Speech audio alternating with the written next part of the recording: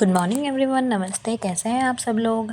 आज ब्लॉग की शुरुआत हो रही है वीर के साथ, क्योंकि आप सभी बोल रहे थे कि वीर के साथ एक व्लॉग बनाइए।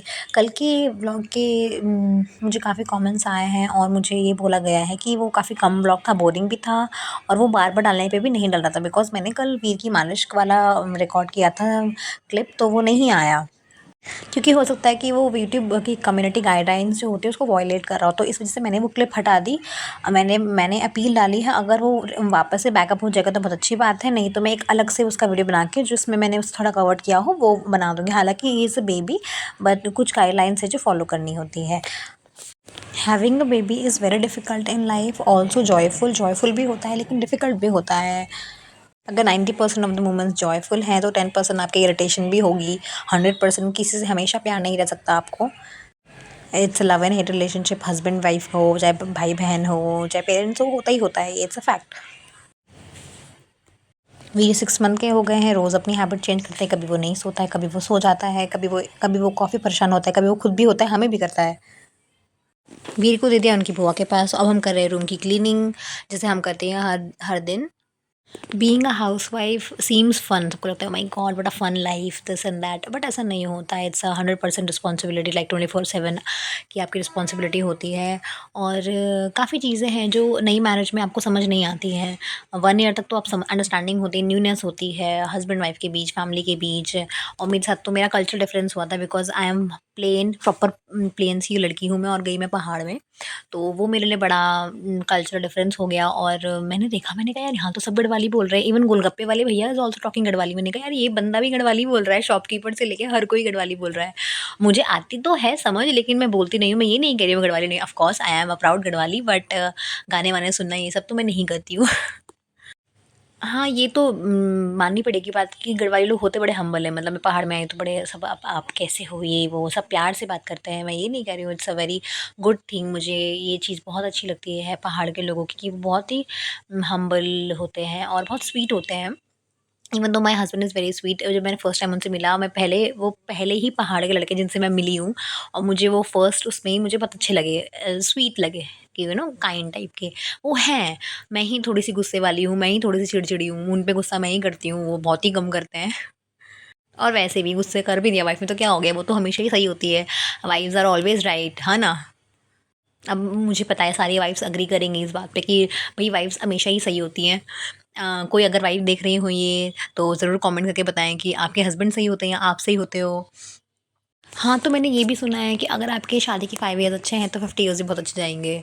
मेरा तो ठीक है, कर ली है तो करनी तो है ही, अब करना तो है ही, चलाने तो है ही। But no, I am in a happy marriage, मैं खुश हूँ। I have a sweet family, mother in law, sister in laws हैं मेरी, हस्बैंड है, मेरा बेबी है। और सबसे बड़ा सैक्रिफाइस मेरे हस्बैंड ने ये किया है मेरे लिए कि वो मुझे अपने यहाँ प्लेन्स में कोटद्वार लेकर आए हैं, क्योंकि उन्हें लगा कि नहीं निशि नहीं रह पाएगी। तो उन्होंने सबसे बड़ी चीज़ मेरे लिए जो करी है वो यही करी है, और मैं हमेशा उनके लिए थैंकफुल रहूँगी। इवन दो मैं गुस्सा करती रहती हूँ उन पे, वो अलग चीज़ है। But deep down I have very full respect for him. और मैं बहुत खुश हूँ इस चीज़ को लेके। हमें यहाँ हो चुका है, मैंने बताया था आपको 1.5 ईयर हो चुका है, and it's been a very good year for me. Relationship ऐसे ही चलते हैं जब आपको दूसरे के लिए ढूंढ मतलब केयरिंग, रिस्पेक्ट, ये सब करना पड़ता है।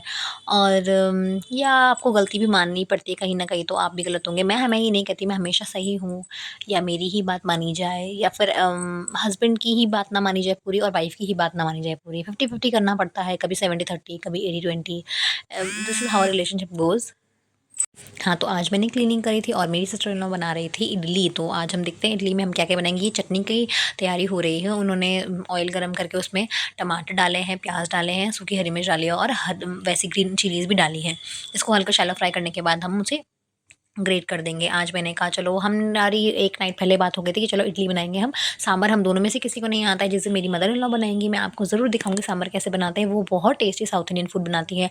Dosa, idli, biryani, veg biryani, non veg biryani, and काफ़ी अच्छी चीज़ें वो बनाती है। वो कुकिंग में बहुत अच्छी हैं।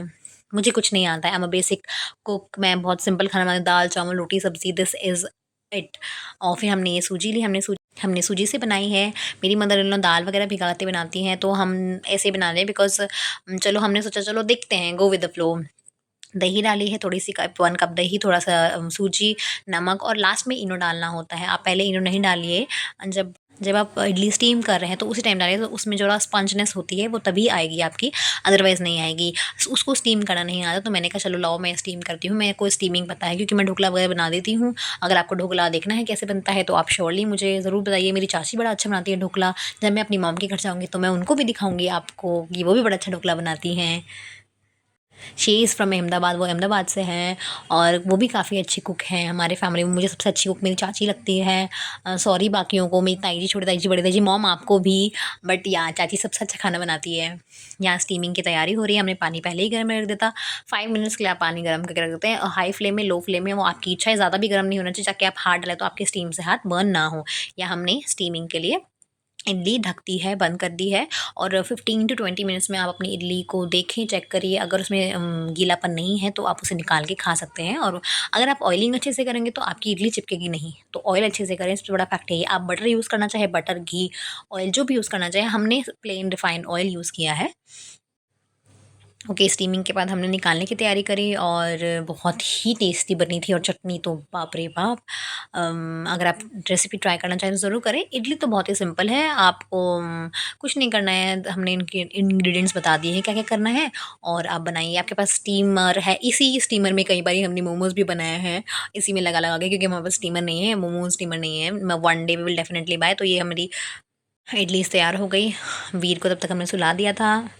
जब वो सोते नहीं हैं तो हम कई बारी, अब क्या कहते हैं, स्क्रीन फ्री टाइम देना चाहिए बच्चों को, बट कई बार वो रोता है तो हम थोड़ा-सा टीवी ऑन करके पोएम वोएम लगा के उसे हिलाने के लिए छोड़ देते हैं। अगर कोई नहीं, जैसे मेरी मदर इन लॉ नहीं है तो फिर तब आप आ गई हैं तो हम उनके पास छोड़ देते हैं या पापा के पास, ऐसा कर लेते हैं हम लोग। तो हमने उनको सुला के मैं नहा धो गई थी। उसके बाद हमने ब्रेकफ़ास्ट किया। ब्रेकफ़ास्ट में इडली है, थोड़ी-सी कॉफ़ी बनाई थी मैंने कहा थोड़ा सूखा-सूखा नहीं हो पाएगा। चटनी भी बहुत टेस्टी थी, लाइक जस्ट यम, मैं मज़ाक की बात नहीं कर रही हूँ, वो काफ़ी टेस्टी थी। और अब बाहर हो रही थी बारिश, हम एन्जॉय कर रहे थे बाहर का व्यू और हमने कहा चियर्स और कॉफ़ी पी, इडली खाई, चटनी खाई और बहुत अच्छी बनी थी। 2 सर्विंग्स थी। हालाँकि I am a feeding mother तो आई ईट अ लॉट इसलिए I am gaining weight also और आई एम इन शेप। ठीक है, कहते हैं वैसे इडली तो हेल्दी होती है, सूजी की बनी, सूजी हो गया, बेसन हो गए, ये सब चीज़ें हेल्दी होती हैं। Poha, poha is also good, is healthy breakfast. मिलते हैं कल के व्लॉग में। I hope you all like it, bye.